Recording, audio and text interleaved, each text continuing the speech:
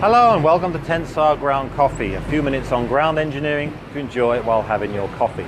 Well, here we are in the famous train street in Hanoi, Vietnam, where the trains run along the street. That gives me an ideal opportunity to describe to you the functions of the different components of railway track, superstructure and substructure. Now, I'm told that no trains are due at the moment, but I'm not relying on that, of course. I've got a safe system of work in place. I'm acting as lookout that way in case any trains come that way, and Brian, you're looking that way, aren't you, in case any trains come from the other direction. Okay, so let's describe the different components. So here we have a rail that acts like a beam. That distributes the load along across about 4 or 5 sleepers, and of course it supports and guides the wheels of the train. Then we have the sleepers or cross ties. So these ones are made of concrete, they can be made of wood or steel, and they distribute the load that way. And around them we have the track ballast. This is a coarse, angular, granular material. That gives it a lot of strength to resist lateral and longitudinal movement of the sleepers.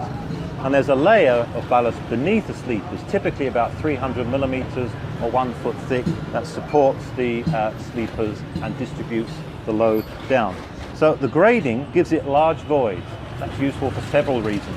That's very good for drainage of water down through the ballast, and it also allows storage of foul material that might come from abrasion of the ballast or any fines coming in, and they can be removed by cleaning later on. It also provides good damping properties for the dynamic track loads to provide a smoother ride, and it makes it easier for correcting the line and level of the track. Either with a tamper or manually, you can jack the track, and you can pack this ballast material underneath the ballast to hold it in place. Now, traditionally, the ballast was placed directly on the subgrade, but more modern tracks now have a sub-ballast layer beneath the ballast. So that is a more graded material, so it's a bit cheaper than the railway ballast. But that has several functions.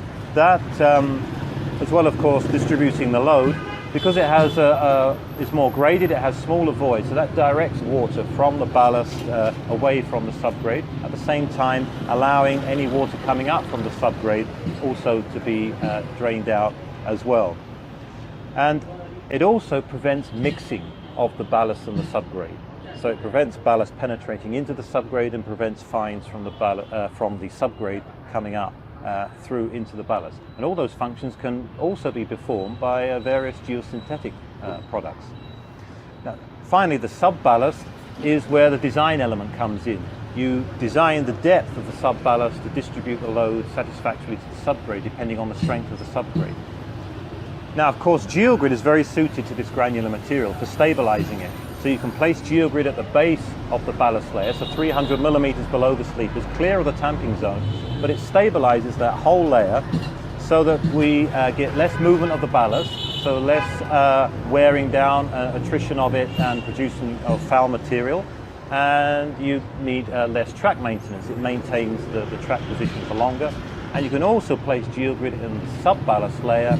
That gives it more strength again, so it maintains the track geometry for longer. Or you can use a thinner layer of sub-ballast during construction to save money at the construction stage. Okay, I hope that was a useful overview for you of the different components of a railway track. That's all for this episode of Tensar Ground Coffee. Thanks for watching, and see you next time.